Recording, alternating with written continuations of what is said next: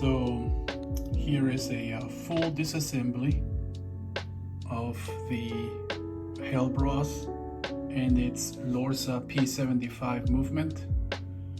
I try to group everything and take lots of pictures because there aren't any data sheets, or at least I can't find any data sheets for this movement. It was pretty much straightforward, no biggie. The biggest thing here to remember is which screw goes with what component, because they're all different sizes, as you can see. So I try to do that. I try to group them before I put them back where they need to go, to the wash.